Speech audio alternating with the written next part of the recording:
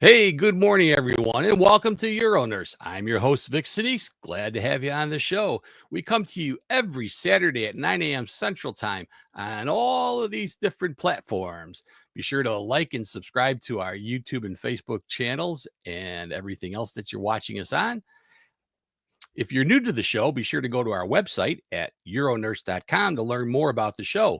Best place to get more information on some of our other great podcasts, visit our sponsors, and it's the best place to go and watch all of our past episodes. Every episode is on our website. You can get a quick link over to those. A lot of you have told us you like to listen in the car. I'm amazed at how many people are listening to our audio podcast. I created a channel just for that. We've got our audio version of the show available. It comes out about half hour after the show, and it'll be available on any of your favorite podcasting apps. So be sure to check that out. So this week, we've got a great show for you. We have the group from Convatec joining us. I'm going to talk to you about how to protect that urethra and reduce the risk of urinary tract infections for your patients. So let's go ahead and bring on our experts right now. Welcome to the show, everybody. How are you doing today? Great, thanks. Doing great, Vic. Hey, Vic. I'm going to have everybody do an introduction. I'll start off for those that might be new to the show. I'm Vic Sinise. I'm the creator, host, and producer of UroNurse. I've been doing this for almost two and a half, almost 3 years now. Been involved in urology for the last 40 years and just love giving back over this platform. So I'm going to bring in the rest of the group here to give their introductions. Megan, why don't you tell us who you are and what you're doing for Convatec? Yeah, thanks, Vic. So my name's Megan Chintala. I'm Senior Marketing Development Specialist for U.S. Continence Care. I've been with the organization for 2 years. Oh, great. And Danny, go ahead and give us your introduction. Hi, how's it going? I'm Danny Williamson. I'll make 11 years on Monday with Convatec. I'm a regional manager, so my team is everything east of Texas. Our job is to educate and consult with nurses on, how they can get their hands on our products and how they can, in turn, help their patients. Great. And Dr. Ali, you're up. Hi, yeah, my name's Ased Ali. I'm the medical director for Continence Care at Convatec. I'm also a doctor, and before joining Convatec, I used to work as a full-time urologist with interest in urology and spinal injuries. I still work part-time in the UK National Health Service as well as working at Convatec. Great. And with that, let's go ahead and bring up the show, and we'll go ahead and bring that up now for you. Go ahead. Great, thanks, Vic. So, as I say, thank you for having me on. And today, the topic area we're going to be talking about is protecting the urethra to reduce the risk of UTI. I'm going to talk about some of the challenges and possible new technologies that are around to help us. So, just quickly, disclaimers, the opinions here that we're expressing are our own. And just quick of the disclosures, and then moving on to the actual talk. So let's start by talking about some of the issues of intermittent catheterization. And so what are the risks of intermittent catheterization? Well, first of all, we've got the sort of potential pain and discomfort that you get. Typical users will need to have to do this about 4 to 6 times a day, which is a fair amount of times. And then we've got the increased risk of infection. Most patients suffer a UTI at some point, and sadly, many will go on to suffer multiple UTIs, especially those who are maybe doing this for neuropathic bladder, like those who've got MS or a spinal cord injury. But even those who are doing it for just enlarged prostate will still quite frequently have problems with UTIs. And then we've got this issue with the trauma to the urethra. So we often call this micro trauma because it's small amounts of regular damage to the urethra, which makes it more inflamed and sensitive. And patients will often say that there's got a sort of general level of discomfort. You can also get scarring, which then causes a narrowing in the urethra and a stricture. And I also mentioned micro trauma before, but as well as that, you can get more significant macro trauma, which can cause tears or bleeding. Thankfully, that's a little less common, but can still occur. So to try and address these challenges, there's been some developments in catheters over the years. Well, we started off originally with the first generation of catheters, which were uncoated and typically latex, silicone, PVC, and you had to add lube on separately, and that would be uneven in terms of how it was put on, and might not get all the way down to the urethra. It was also awkward, to be honest, to putting that on separately. So then we got a second generation of catheters in 1980s, and at the time that was pretty big innovation, and it was actually WellSpec that came up with these hydrophilic catheters.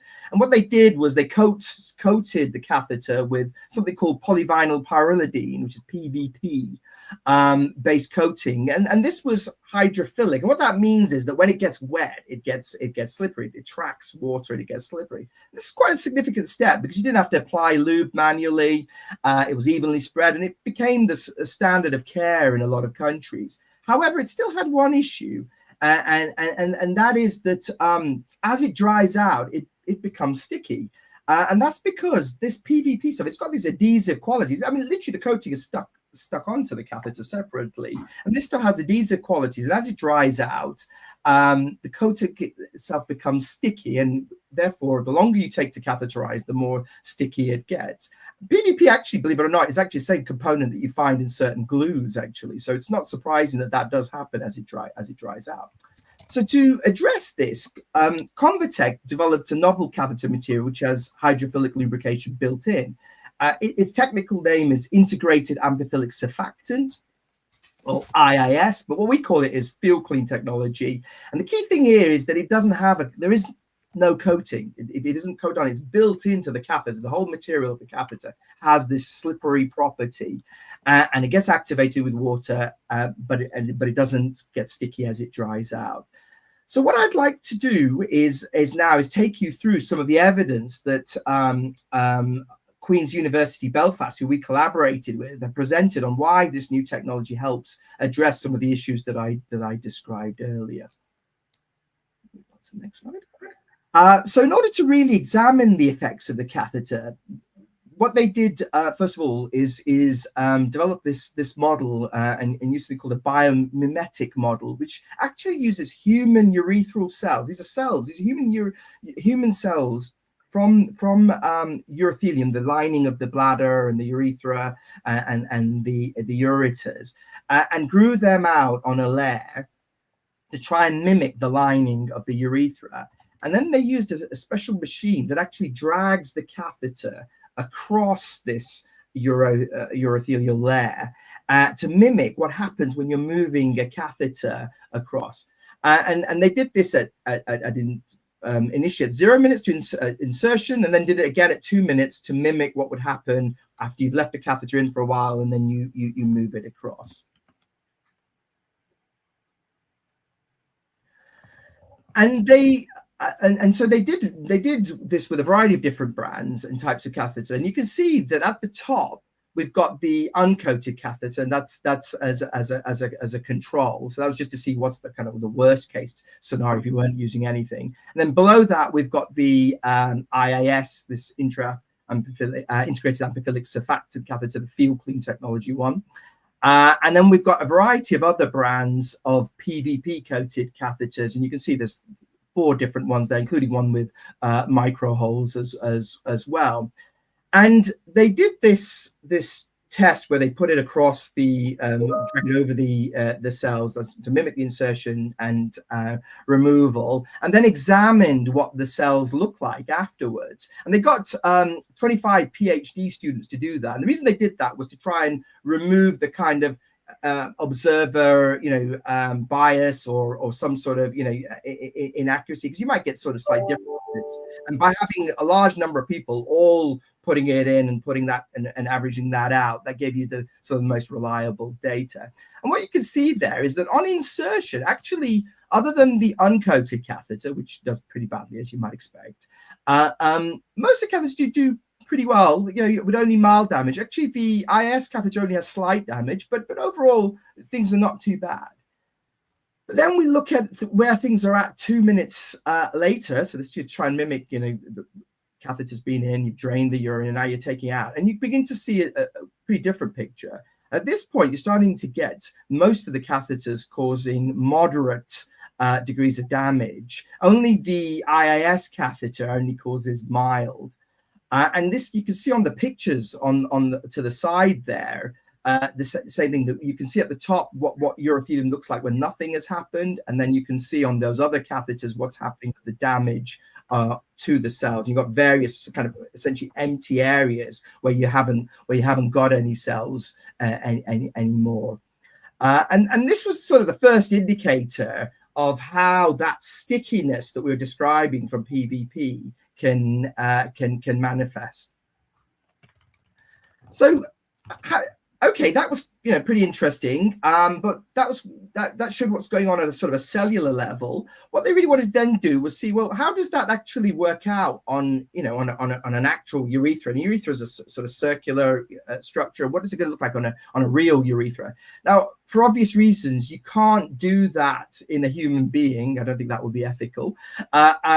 So what they did was the next best thing, which is look at pig urethras, and they developed this model using pig urethras, where they take a piece of pig urethra, put it into a special tube and fix it in place. And again, they did their insertion and withdrawal of the catheter.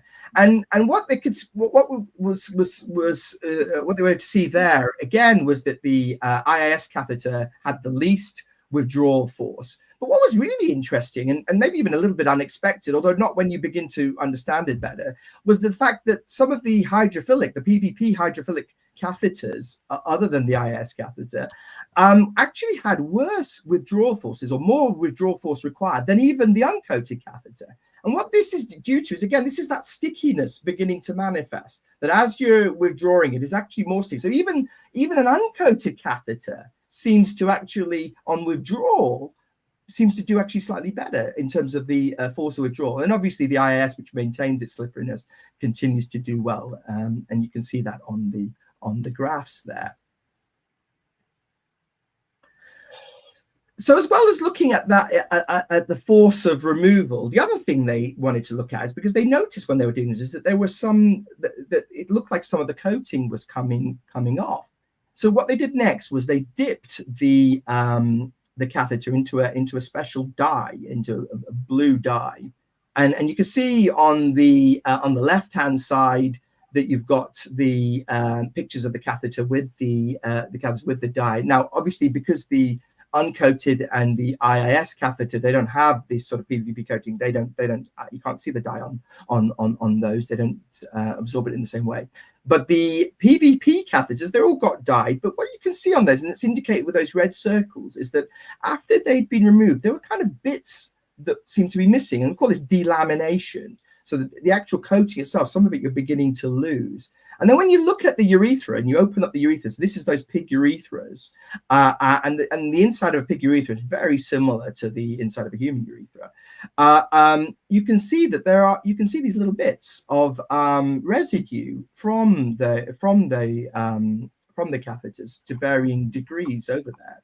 And so this is like a pretty fascinating finding, and it does go, it does make you start to think about, PVP coated catheters in general. Now, we know this was just a one-off with one insertion, one withdrawal, but in reality, catheter users are doing this 4 to 6 times every day. So multiple times, that's quite a significant number of times. And we know that what we've seen from those experiences that you are getting a degree of trauma, and you've seen more trauma with these PVP-coated catheters. They're doing more damage to the cells. More cells are being lost. We're also seeing these residues that are being left behind, and you can see those quite clearly on the urethra. These little bits. But on top of that, when you add it up altogether, you also know that the whole reason why people catheterize is because they can't pee, and therefore they don't have the flushing effect of pee. So whatever's these bits and pieces are, and whatever there's a good chance that over time they're actually sticking around. They're getting cured, because what's going to get rid of them? The only thing that's going to push them is another catheter, maybe.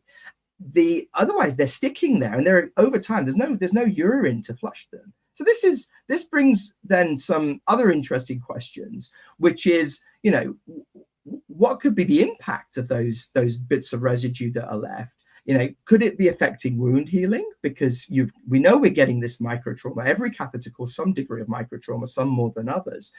But could having bits knocking around in the urethra, could it have an impact on that healing?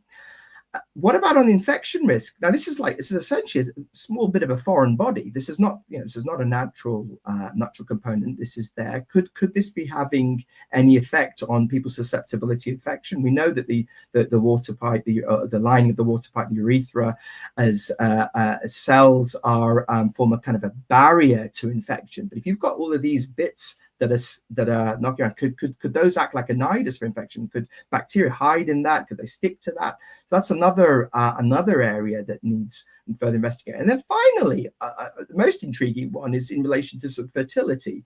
Now, we know that PVP has actually traditionally been used as an agent within fertility. And so when sperm is collected and you've got the egg from the mother, and then they're injecting the egg with the sperms, and this is something called intracytoplasmic sperm injection, ICSI. One of the ways that they stop the sperm wriggling around is by using PVP. So PVP does reduce the mobility of sperm, and they actually use that in that sort of treatment. However, it also seems to have some detrimental effects on the sperm, such that some places are now using other agents rather than PVP.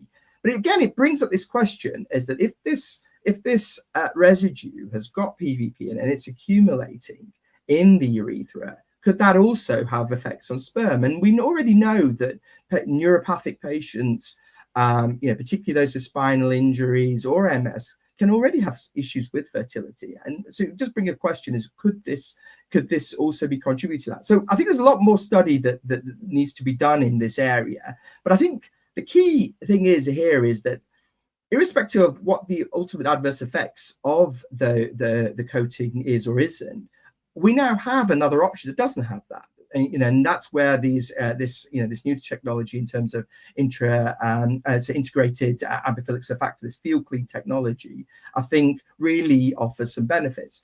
So to summarize, the urethra is delicate and it plays an important function as a barrier to infections. It's important that the catheter is gentle and it does as little harm as possible. FeelClean technology incorporates hydrophilic properties, so it's getting the best of those second generation. It's got that hydrophilic slipperiness. However, you don't get the stickiness, you don't get the tugging, you don't get the mess that you would see with PVP coating.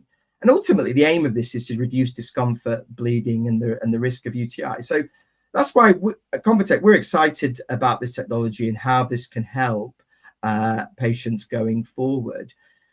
The original hydrophilics were from the 1980s. That's over 40 years ago. It's time that we had some innovation in this area, and hopefully, this is going to help in that direction. So I'm now going to hand over to my colleague Danny Williamson, who's going to tell you a little bit about the products that incorporate this great technology. Thank you. Thank you, Doctor. Let's see.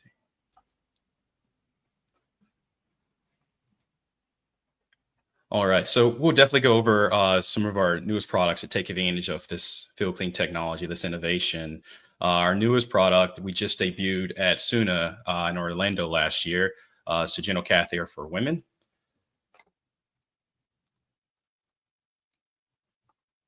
All right, so this is the genital catheter for women. It's our first discrete female product to take advantage of our FeelClean technology.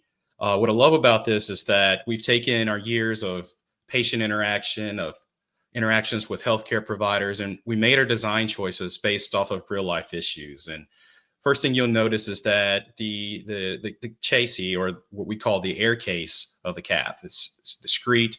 It does not look like a medical product. And that just falls in line with our sole mission of making sure patients, they get that gentle protection they deserve and they expect from FeelClean, but they'll have that confident living of being able to go out and about, live their life as normal as possible without worry about any type of awkwardness or embarrassment should anything happen. So the air case is designed for discretion in mind, but also functionality as well. Speaking to patients over the last few years, especially my female cath patients, sometimes when they're going into stalls or whatnot, they do run into issues if they're cathing in public.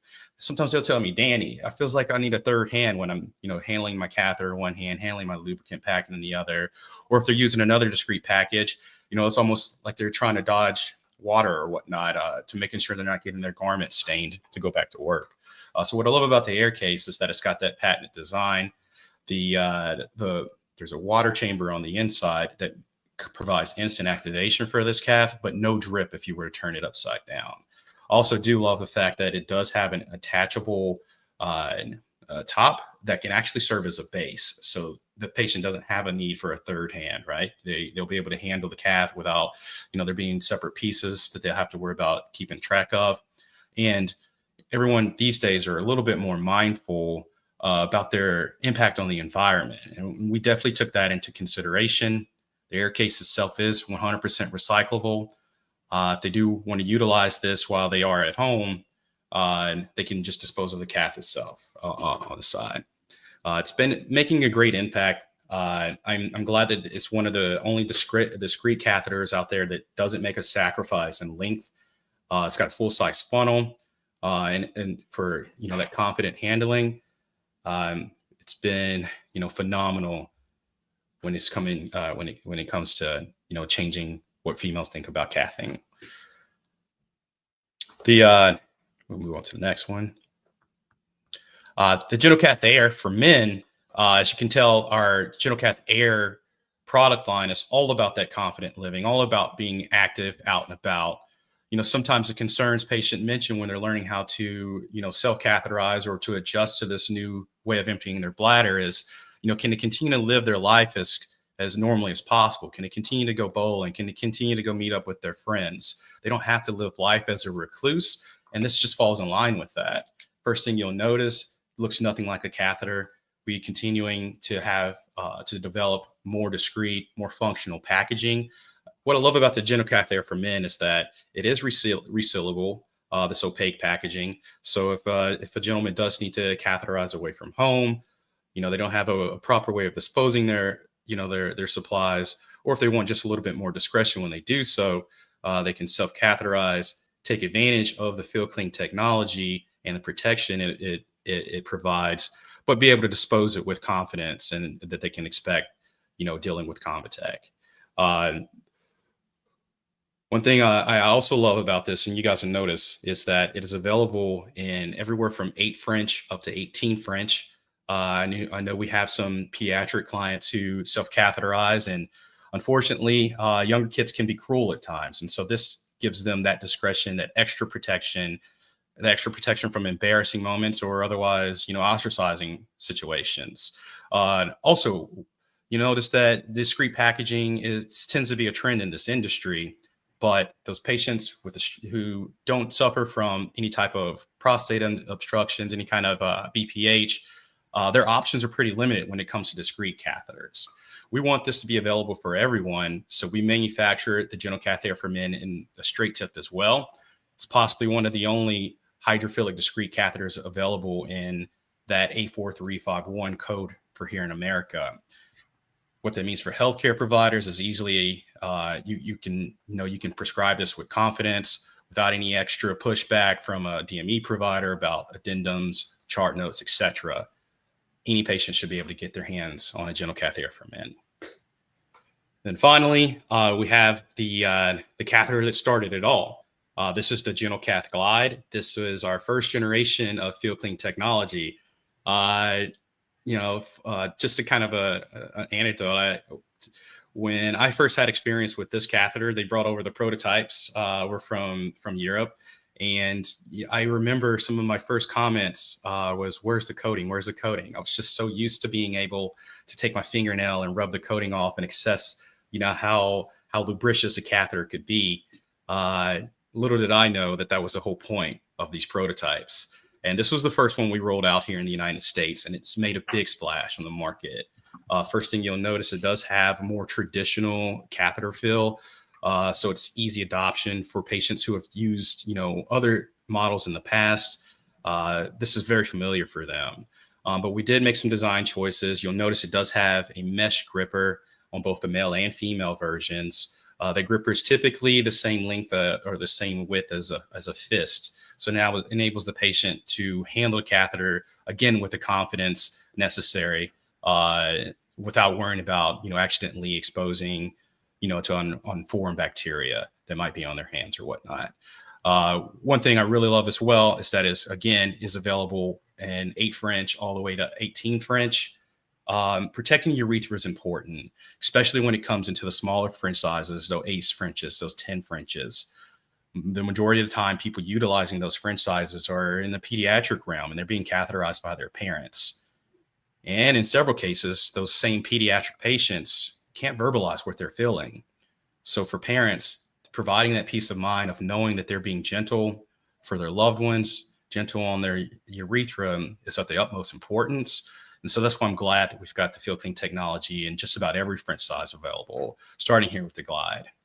Also, one thing that I'm very proudful of is that this is available in the VA. Our soldiers have given and sacrificed so much for us here. And the least we can do is provide them with the care, that extra level of protection that they provide for our country. So it is available here in the VA as well. And we'll be more than happy to facilitate anyone getting their hands on this. We'll definitely pass it over to Megan now. She'll be able to share on how to learn more about FeelClean technology. Yeah, thanks, Danny. I said, if you wouldn't mind going back to the final slide.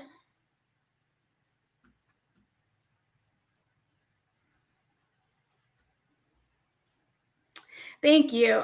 So we welcome you to scan the QR code to learn more about Convatec's product portfolio of Gentle Cath with FeelClean technology, as well as our Cure product line. You can also sign up to receive our quarterly e-newsletter, Urology Insights, learn more about our Me Plus support program, which provides resources and support for both patients and HCPs. And you can even request complimentary samples for your patients. So please scan the QR code, and we really look forward to connecting with you and your colleagues. Thank you. Oh, that was really great. Just gonna like to say thanks to all our viewers out there. We got a lot out there. If you have any questions, please put them in the comments section. Annette from New York, welcome to the show. Susie from Centralia, Washington, welcome to the show. Lucy Ann from England, welcome to the show. Bo from Nashville, Tennessee, welcome to the show. And those of you that haven't put in where you're from, go ahead, feel free to put that in too. But any questions that you have, we've got our experts here to answer those questions. I'm going to kick it off with a couple things.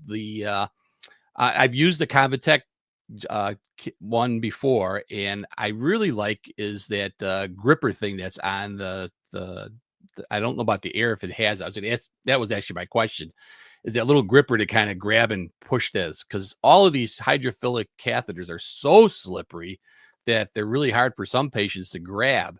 And I don't know who wants to address that. Does all the line have the grippers on it for male patients, or? Yes, sir. The Gentle Cath Air for men and the Gentle Cath Glide both have that mesh gripper. And you're right, it does allow patients to have easier handling. But what I also love about it, that it is collapsible. So as they, begin advancing the catheter and they need more real estate, it does collapse on the cath itself to allow them to take full advantage of it. But it is available on both the Gentle Cath Air line and the Gentle Cath Glide line. Good. That was my question, because it's a must. I have to tell you a quick story. So, I mean, I've taught, I can't even count how many patients I've taught how to utilize intermittent catheterization. Always a big fan. Almost every patient that's wearing a long-term catheter, I try to talk into going to intermittent cath. I just think it's a better lifestyle. I've had very few ever say, go ahead, put that Foley back in me. They're really happy once they learn. But my prejudice was always just to use a plain old catheter and lube. And the reason I did that was early on, the other ones I thought were just too slippery, number one. And number two, too messy. And I think that's one of the things that you guys are conquering here, is that messy stuff that's around the catheter that, now, as Dr. Ali was pointing out, actually can come off the catheter and leave a residue inside the urethra. Can you explain a little bit about how yours works differently again, Dr. Ali? Yeah, so what we have is this this integrated amphiphilic surfactant. And I think I don't know if we want to bring back one of the slides. Actually, I can just show you the diagram of that. Oh no, got a little too far. There we go. So what you have is within the material of the catheter, you've got these sort of molecules, and they've got this hydrophilic surface. It's in a way the mechanism by which it creates hydrophilicity, this slipperiness, this attracting the water, is not that different to the PVP. But the critical difference is it's not a coating. It's not been applied separately. It's not been dipped in something that's been applied. It's actually that material itself has got this integrated into it. And that's what makes the key difference. You're getting almost the benefits without that drawback. You're getting the benefits of having the hydrophilic properties, that it is a bit slippery, but without the stickiness.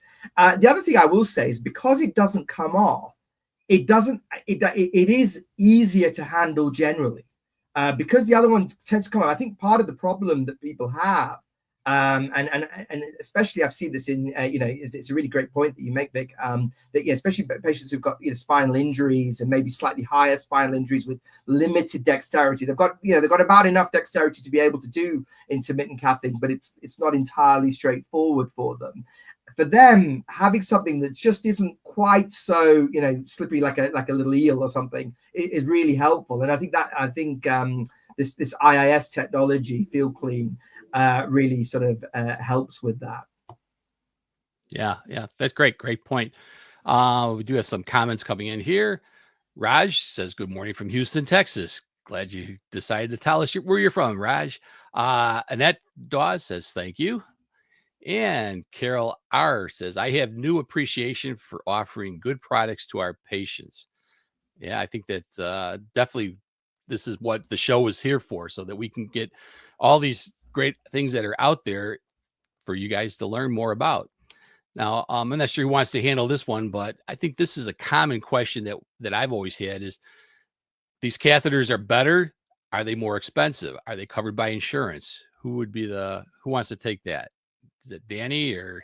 All right. That'd be me. Convatec, we're vastly experienced in navigating, the United States healthcare market. And so we understand how important it is to make these catheters accessible to people.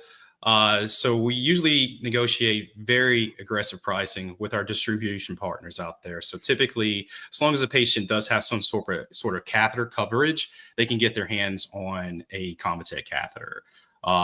Even those low, I don't want to call out any individual insurance company, but those who are notorious for lower reimbursements, Glide at least will be a go-to for them. And we understand that a patient doesn't go out choosing an insurance based on their catheter coverage itself. That's just something they expect. And so we want to meet those expectations and not have their options limited. So they should be able to get these with no issue. Yeah.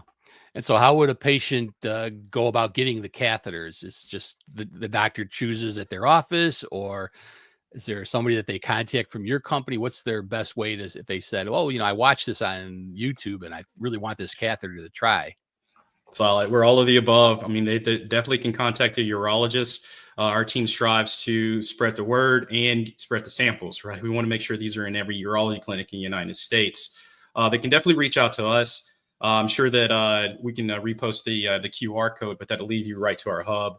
We've got a team of Me Plus specialists who are on standby, ready to assist patients with any type of sample requests, or if they just want to learn a little bit more, we can definitely do that. But generally, anyone in the urology world, work through your urologist. If you are a urologist or you are a healthcare provider and you'd like a sample pack, definitely scan the QR code. Once again, we can facilitate having samples delivered right to your doorstep as early as next week. Yeah.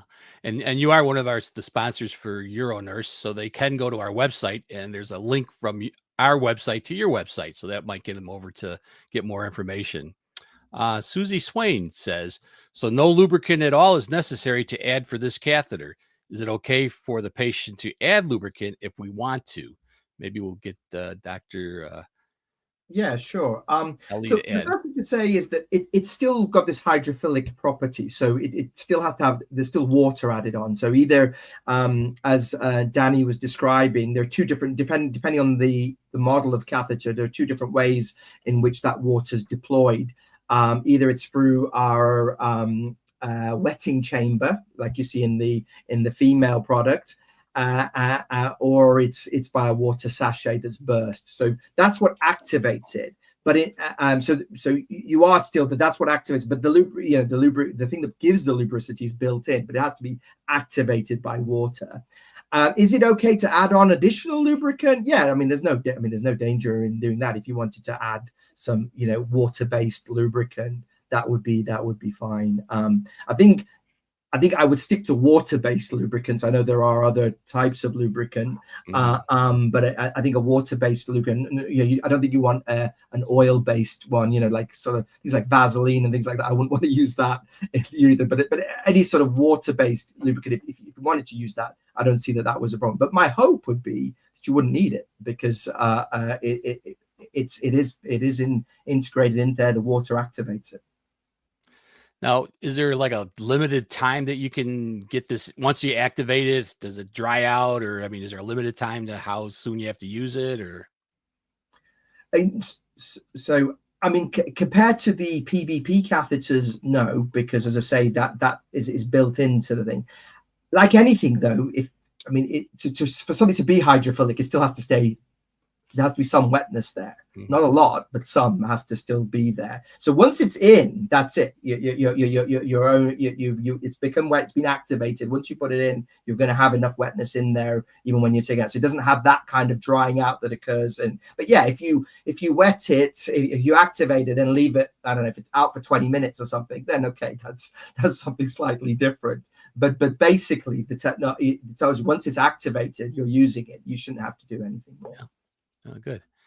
So now the air product, I like the fact that it's got that bag that's kind of, nondescript. You really don't know what it looks like. Nobody knows you're carrying a catheter. Let's put it that way. Again, insurances would be able to cover that in most cases. I'm going to ask you that to Danny. Is that going to be an issue? Yeah, that's correct. That's the reason why we've manufactured it with two different types of tips. I know in the past, traditionally, catheter manufacturers would only make discrete catheters with a Coude tip.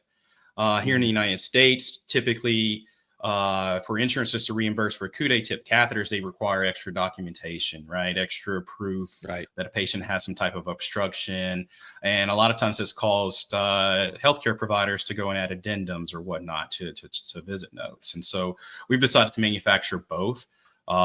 Straight and Coude. So for patients who don't have that issue, there's no kind of extra addendums or chart notes needed. But it's still aggressively priced with our vendors out there to where it should still fit within the fee schedules of both private and public insurances. Yeah. So that's a good point, because it's not something that we've had to do is we have to make sure we're documenting if we wanted a Coude. Now, I can tell you from my own experience, whenever I teach a patient how to catheterize, a male patient I'm referring to, I always start with a straight. And the reason I do that is because some people just get confused, because once it's in, I know they have a marking to tell you which is up and which is down, but trust me, patients get confused as up and down. And if you try to put a Coude in upside down, it's a disaster. Ooh. So I always start with a straight catheter and see if that's suitable. And then if it's not, they have trouble because of a large prostate. The Coude is a perfect thing to use, but at least try to see if you can get a straight one in there first. Any other thoughts that people have about, choice of catheters or any different sizes? Is there a reason? I know they make from 8 to 18. Do you have a reason why you would pick something as large as an 18? Maybe I'll bring up Dr. Ali for that. Yeah, I think that's a great question. So the advantage, there's always this trade-off, isn't there, between the larger a catheter is, the quicker it'll drain. It'll also drain, in some ways, drain in inverted commas, let's say, better as well, because if you've got debris and things like that, that's more likely to drain out because it's going to come out with a bit more force. So that's the advantage. The bigger the catheter is, but equally, I think we all know that the bigger the catheter is, the more uncomfortable it can be as well. And so it's that trade-off. And when you go to the really small, but if you go to the really small end, and you have to for younger patients or patients who've got more narrow urethras, the flow is really slow. I mean, it can take ages to cath. If you're using a size 8, trying to drain 500 mils, that you're going to have a fairly long wait on your hands. So I think it's that trade-off between the two. I think you're very best to take the largest catheter that you're comfortable with, because then you'll get the advantages of the faster drainage, but without the discomfort. And for most people, that's somewhere between a 12 and a 16. 12, 14, 16 tend to be the popular sizes. I know my go-to is the 14. That's my favorite one to start. Bang in the middle. Yeah. Yeah. It just seems the best. Let's see. Raj made a comment, the 14 or the 18 French, and just go easy. Can't argue there, Raj. I think it makes sense because it is going to drain quick. Sometimes these smaller ones that'll buckle too when you try to push them in. So that's a great point, Vic. Yeah. And in fact, I mean, it's an old, urologist and urology nurse trick that if you're having trouble catheterizing, someone who doesn't know would think, oh, go for a smaller one. Actually, no, go for a bigger one, because that's probably not going to bug it. It's going to find its way through. And so you're absolutely right. The smaller ones tend to be more likely to buckle. Again, a good reason for using a bigger one. Yeah. So there's no doubt catheterization is an art form. You have to, practice it to learn what's the best way. My one thing that I really hate more than anything else is we do get some reps that come in with this bag of catheters, and they say, just give the patient the bag of catheters and tell them go home and figure out which one they like best, and then call us and we'll get whatever one they want. I think that's a terrible technique for teaching catheterization. We're the experts. We should be able to figure out what's going to be best, because there is plenty of catheters out there, lots of options, and one size doesn't fit everyone. As I mentioned, sometimes some of my elderly patients that don't have quite as good dexterity, the hydrophilics are just too slippery, so that if they can just put a little bit of lube on the tip of a non-coated catheter, they can work with it better. On the other hand, those slippery ones really have, lubrication all throughout, so they go in much easier. So I think that the choice is really something that I would recommend, not leave it up to the rep who brings in a bag of catheters. I totally agree with that. I think one of my pet peeves is when people do try and act like, oh, they're all the same and things. They're not all the same. If you think they're all the same, it means you don't know anything about them, and they have different properties. We've today, obviously, we focused on the technology, but you've mentioned issues about the size. There's whether you use a coude tip or not. There's whether you have a compact or not. I mean, you might, naively, you might think, oh, well, who wouldn't want a compact? Well, actually, even with a compact, there are trade-offs with that. So I think it's really important to have that range. And I think at Convatec, we're continuing to sort of broaden that and look at different aspects to meet. And to say, we focused on FeelClean Technology and gentle cath today, but we also have other catheters as well that we recommend in another portfolio, and which is our Cure portfolio, that we also recommend in certain situations. So I think you're absolutely right. It's horses for courses, as they say. Yeah. And I've also found that many individuals use two different types of catheters. So when they're at home, they may use a closed system. When they're out and about, they may use a discrete, ready to use, or our compact cats. So it really just depends on lifestyle and whatever fits in with what's best for them. Yeah, definitely. And I've even had some patients, some female patients, that they were having trouble teaching. I used a male catheter because the problem was the way they were built, it just wasn't long enough. They couldn't reach well enough. So you got to just kind of, be the leader for this to get patients to get a good result. I think that's also a great point. And I think, depending on whether you're on a wheelchair and things like that, these things can also have a bearing on, what kind of length of catheter and things you would like. And actually, although we often call them male catheters, exactly as you say, that you know, that there is definitely a use for them in women as well. Yeah. Oh, fantastic. This has been a great discussion. I think it's really always good to have, you know, if you're going to have a catheter induced intermittent self-catheterization, having choices is important, and having all this technology really coming along. I've been, like I said, I've been doing this for 40 years. I mean, I can remember when we used to use red rubber catheters for intermittent catheterization. So I really go back, but these new ones are so much nicer. It makes, I think, lifestyle choices much better for patients to have these great options. So I thank you guys for coming on the show. It was, again, a fantastic talk. Really enjoyed talking about it. I've got a little clip for next week's show. Join us next week for this. Vixenese explores the fundamentals of artificial intelligence, breaking down how it functions and its impact on healthcare. He explains that AI is a technology that enables machines to process information, recognize patterns, and make decisions, often mimicking human intelligence.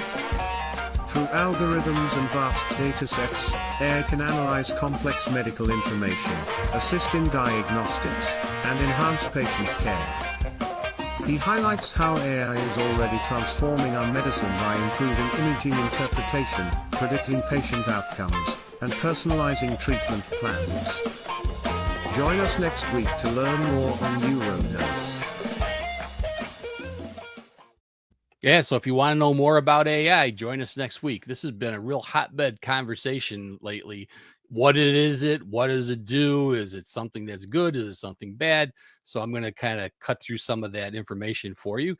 Hey, be sure to stay with us if you want to learn more on our Uro Patient podcast, which comes right after this one at 10:30. Uro Patient's going to be talking about risk factors for bladder cancer. Are you at risk? And also join us on Tuesday night at 7 p.m.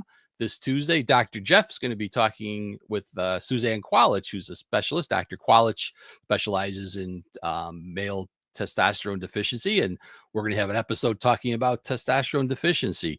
So join us for that.